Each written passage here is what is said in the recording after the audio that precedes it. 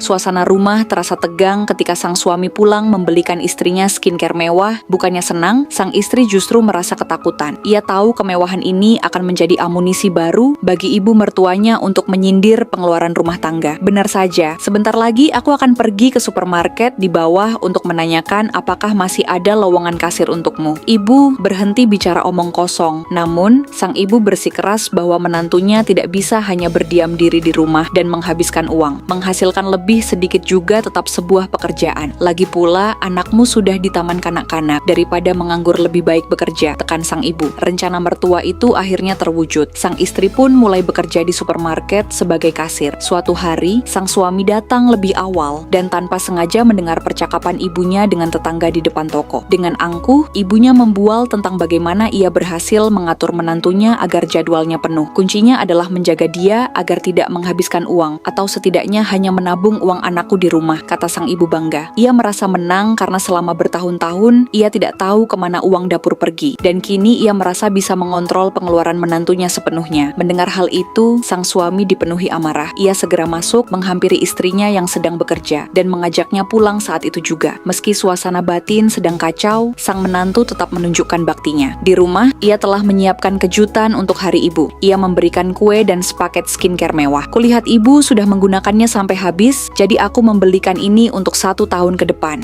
ucapnya lembut. Sang suami, yang melihat kebaikan hati istrinya, mencoba memancing empati sang ibu. Bu, dia memilihkan hadiah ini dengan banyak pemikiran. Apakah ada yang ingin kau katakan padanya? Namun, jawaban ibunya tetap angkuh. Apa yang harus dikatakan? Yang penting dia tidak menghabiskan uangmu. Melihat istrinya yang kelelahan setelah bekerja 8 jam hanya untuk upah 200.000, sang suami mengambil keputusan tegas. Kau tidak perlu pergi besok. Aku sudah menghentikan pekerjaan itu untukmu, katanya lantang, yang membuat sang ibu kaget. Jika kau mengurus anak-anak, orang mengira kau tidak bekerja. Ketika kau bekerja, orang akan tidak menyukaimu karena dianggap mengabaikan rumah. Merawat keluarga pun tetap dianggap tak mampu oleh sebagian orang. Aku tidak akan mendengarkan siapapun lagi. Aku akan memperlakukanmu dengan baik. Maafkan aku, kata sang suami, tidak peduli jika sikapnya saat ini menyinggung perasaan ibunya yang egois. Apa kalian setuju dengan sikap tegas sang suami menghadapi sang ibu yang seperti ini? Like dan subscribe jika setuju, dan tulis komentar kalian untuk mertua sialan ini.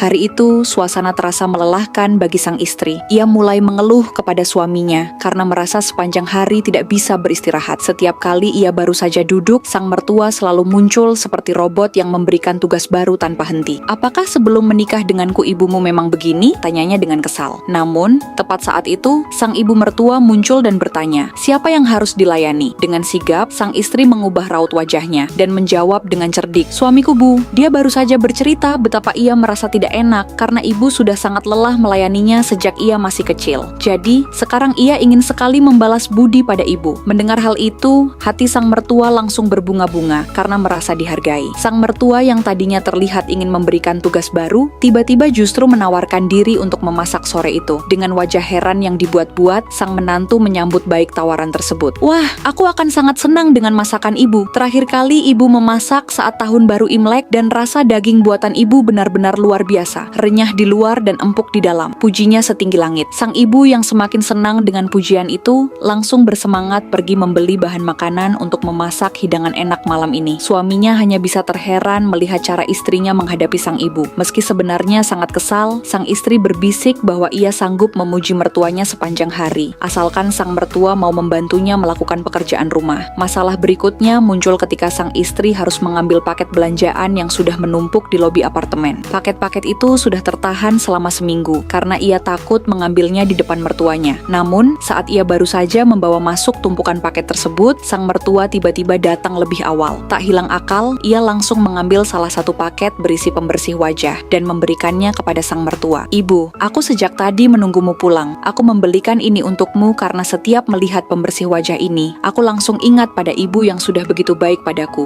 ujarnya dengan manis. Ketika mertuanya mempertanyakan banyaknya paket lain yang ia beli dibeli, ia beralasan bahwa semua itu adalah perlengkapan rumah dan skincare untuk mereka berdua, agar sang ibu tidak perlu lagi membelinya. Ia bahkan berbisik, "Jangan bilang-bilang suamiku ya Bu, nanti dia cemburu karena tidak ada paket untuknya." Mendengar hal itu, sang mertua justru berbalik memarahi anaknya sendiri karena hanya diam saja dan tidak membantu istrinya mengangkat paket yang begitu banyak. Meski semua keramahan ini berawal dari taktik, sang istri merasa ini perlu dilakukan agar hubungan keluarga tetap harmonis. Sang suami pun hanya bisa tertawa pasrah, dia rasa sekarang dia yang anak kandungnya dan suami adalah menantunya. Apakah kalian suka dengan cara cerdik menantu menghadapi mertuanya? Tulis di kolom komentar jika kalian suka dengan cara menantu.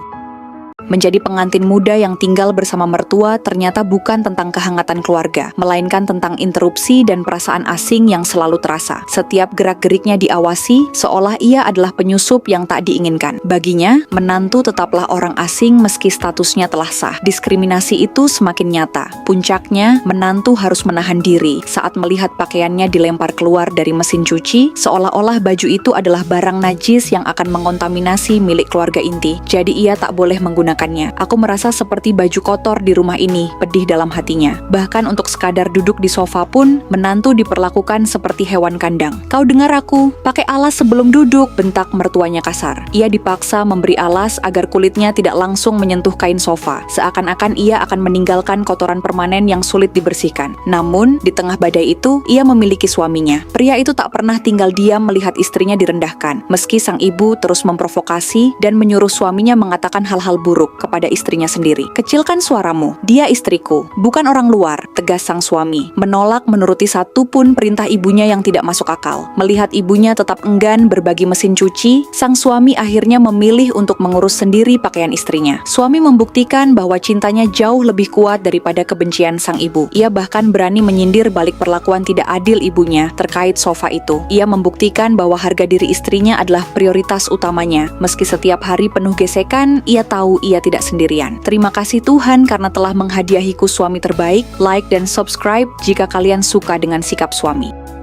Kehidupan menantu berubah total setelah ia melahirkan. Kebahagiaan yang seharusnya ia rasakan justru berganti menjadi tekanan batin yang tiada henti. Setiap hari, sang mertua tak henti-hentinya mencibir, menyebut menantu terlalu cengeng dan sering menangis sepanjang hari, bahkan lebih sering daripada bayinya sendiri. Ironisnya, sang mertua justru memuji si kecil sebagai anak yang jauh lebih bijaksana dan tenang dibandingkan ibunya. Sebelum melahirkan, sang mertua sangat memanjakan nafsu makan menantu. Saat menantu ingin makan di luar, sang mertua menolaknya demi kebersihan dan rela langsung pergi belanja untuk memasakkannya sendiri. Namun setelah melahirkan, perhatian itu menguap. Ibu mertua hanya peduli pada apa yang dimakan anak dan terus memaksa menantu makan bubur dan minum sup khusus demi kualitas ASI, tanpa memedulikan apakah menantu sudah kenyang atau merasa mual. Dahulu, sang mertua selalu meyakinkan bahwa uang bukan masalah dan menyuruh menantu hidup percaya diri dengan tabungan mereka. Ia bahkan menyarankan untuk menyewa asisten atau pergi ke pusat perawatan pasca melahirkan agar menantu bisa tetap bekerja. Kini, setiap sen yang dikeluarkan menantu menjadi masalah. Saat menantu membeli pakaian atau sepatu baru, ia justru ditegur dan sang anak diminta menyerahkan kartu gajinya agar disimpan oleh mertuanya dengan dalih belajar berhemat karena mereka sudah punya anak. Sebelum melahirkan, jika terjadi perdebatan, mertuanya akan membela menantu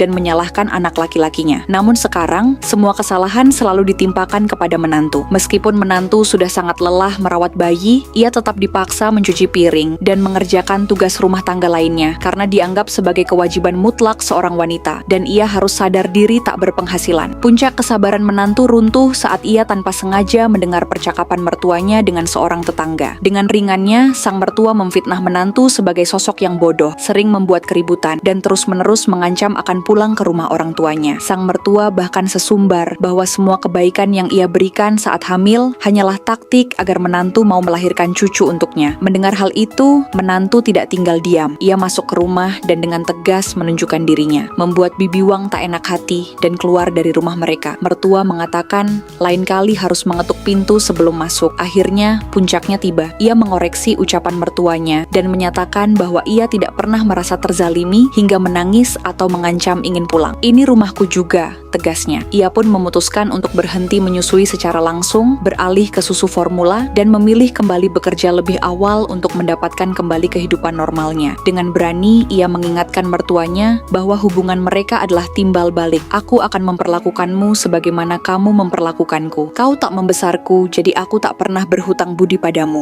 Apa yang akan kalian lakukan jika memiliki mertua licik seperti ini? Tulis di kolom komentar.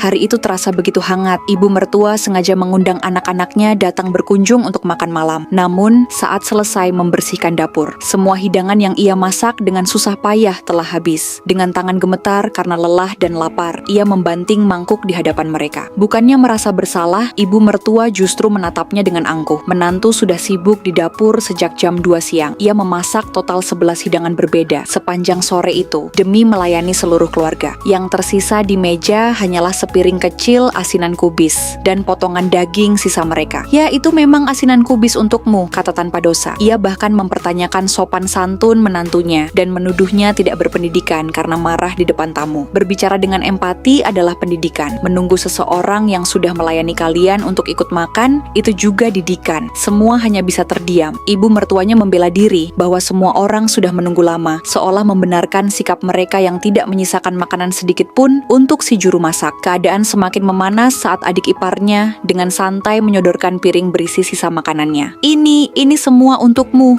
ucapnya seolah empati. Tentu saja ia merasa harga dirinya diinjak-injak. Sejak menikah, ia merasa lebih lelah daripada bekerja kantoran setiap hari. Ia bangun sebelum pukul 06.00 pagi, menyiapkan sarapan, dan membersihkan rumah besar itu sendirian tanpa bantuan siapapun. Aku seperti pembantu gratisan, pengasuh dibayar dan punya waktu libur. Bagaimana denganku? Apa yang kumiliki? Jawabnya. Namun, adik iparnya justru membalas dengan kejam. Bukankah itu memang tugasmu? Ucapanmu sangat buruk. Tutup mulutmu. Aku tak berhutang apapun padamu. Ternyata kondisi mentalnya sebenarnya sedang berada di titik terendah. Ia merasa sangat lelah belakangan ini, kehilangan minat pada apapun, dan tubuhnya terasa berat meski ia tidak begadang. Namun, penderitaan menantu seolah menjadi kepuasan bagi mertuanya. Suami pun menyarankan ia untuk tidur agar kondisinya membaik. Tapi saat suami pergi, mertua tak henti menyuruhnya melakukan pekerjaan rumah. Meski ia tahu menantunya sedang sakit, dalam kondisi apapun ia tetap melakukan semua pekerjaan rumah tanpa henti. Tak ada waktu sedikit pun untuknya beristirahat. Tepat saat suami kembali, sang istri baru saja beristirahat. Ibu mertua yang melihat sang istri diberikan teh herbal dan dirawat dengan baik sangat membenci hal itu. Keesokan harinya, saat akan meminumnya, teh herbal itu hilang. Ternyata ibu mertuanya mengambil semua kotak teh itu tanpa izin untuk diberikan kepada adik iparnya dengan alasan mereka juga merasa lelah dan ibu mendengar teh itu sangat bagus. Menantu menyadari bahwa di rumah ini ia hanyalah manusia perkakas, selalu menjadi yang pertama dicari saat ada pekerjaan, namun menjadi antrean terakhir dalam hal kebahagiaan. Sambil menahan amarah yang sudah di puncak kepala, ia menatap mereka semua. Aku tidak berutang apapun pada kalian. Siapa yang suka melakukan pekerjaan ini terus-menerus? Dengan tegas, ia mengusir mereka semua dan bersumpah tidak akan membiarkan parasit-parasit itu menginjakan kaki di rumahnya lagi. Apa yang akan kalian lakukan jika punya mertua dan ipar semenyebalkan ini? Tulis di kolom komentar.